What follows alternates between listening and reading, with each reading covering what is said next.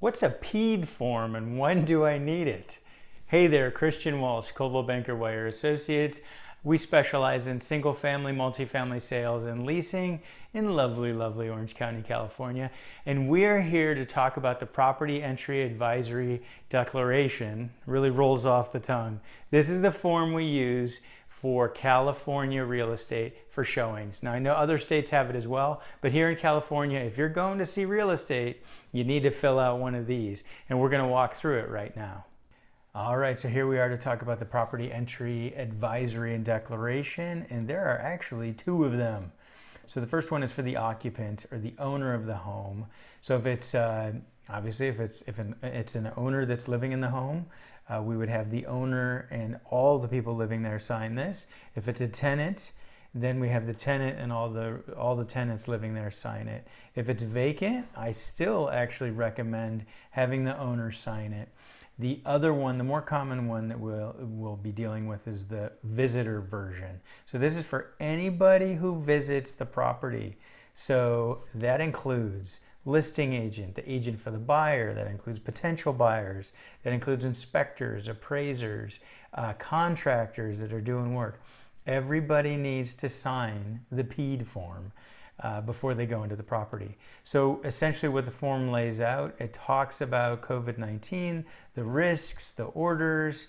We are allowed to show real estate and we're allowed to have folks go in, but we are supposed to limit it as much as possible. And we have strict guidelines in place, wear gloves and masks and no more than a couple people in the house at the same time. So we have strict guidance that we have to follow. And we have to make sure that nobody's sick before they go to the property. So this document lays it all out in black and white. And it is very thorough and very frightening, but there is a big assumption of risk when you go and look at real estate right now. So you can see here, it's a pretty general form and it has room for buyers, potential tenants, a broker, other entrants, anybody going in has to sign it. And then the other thing that was added, because this form continues to evolve, this is from June, beginning of June, and we may get a couple more of these. This is appended to the PEAD, and it's the Best Practices Guidelines and Prevention Plan. So this goes through what visitors should do, don't touch anything, wear gloves and masks. You should also use hand sanitizer, wash your hands when you go in, dispose of the gloves and masks after you leave. So it's very detailed.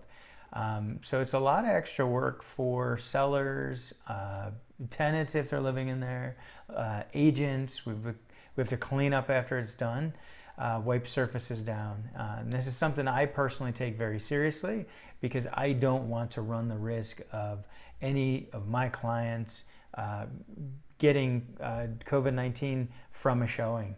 So the other important thing to remember is this form should be signed digitally because it doesn't make much sense to bring it and hand it to somebody and have them use a dirty pen to sign it. It should be signed digitally.